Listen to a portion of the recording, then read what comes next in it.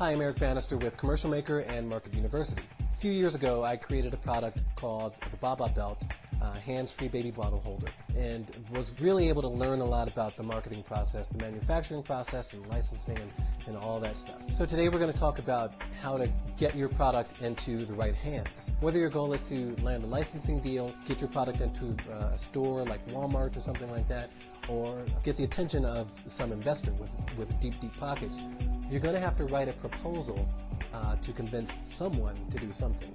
Now, your proposal must benefit your target, and it must let them know that it's going to benefit them. Now, entrepreneurs and inventors tend to lose sight of this very important fact. Your proposal must convince your target that it will benefit them somehow. No one cares how cool or how special or how unique your product is. They want to know that people will buy it and that people will buy it in droves. So here's some steps that you want to take, and I take these steps every time I launch a new product or launch a new service or launch a website or anything. Number one, you want to research your target. Now this is specifically speaking about a person or a company, so not a demographic, okay? So you want to research your target, the target that you're trying to get on your side. So being your investor, being the store that you want to get into, being the company that you want to license your product to. So you want to research what their needs are based on their history from beginning to end. You can generally find a summary of a company's history online or in the periodical section in the library. You can search Google, Yahoo, or go to hoovers.com, which has a lot of information about a lot of different companies, very in-depth information. You can also go to the company's website, and usually they'll have an About page, About Us page. And the About Us page will tell you who they are, how they started, all the history of the company. You know, a lot of times you'll find out who the founders are, how they got started, the grassroots beginnings and all that stuff, all that cool stuff.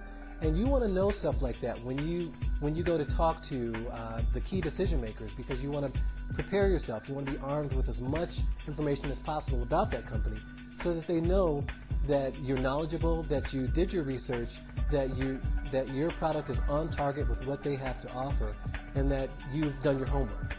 Also, through this information, you can determine the direction a company is going and whether or not your product is even a good fit for them. You may find your product doesn't fit with this particular company, but now at least you know and you're more aware and you have an idea of what company your product will fit with. So that's number one, research whoever you're trying to send your proposal to. Number two, locate the decision maker, the person who can say yes or no to you. Now this is usually going to be the product manager, the vice president, the president, or the owner of the company. The best way to find out who's in charge of adding new products to a product line or who's in charge of licensing at a company is to call and ask. A lot of companies have departments specifically for this, specifically for licensing and specifically for finding new products to add to their product line. Whether it's a department or an individual, someone is actually waiting for your call.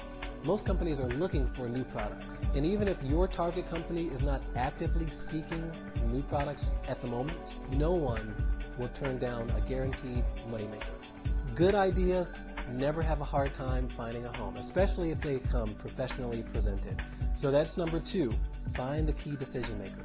Now step number three, how do you contact this key decision maker once you've determined who they are?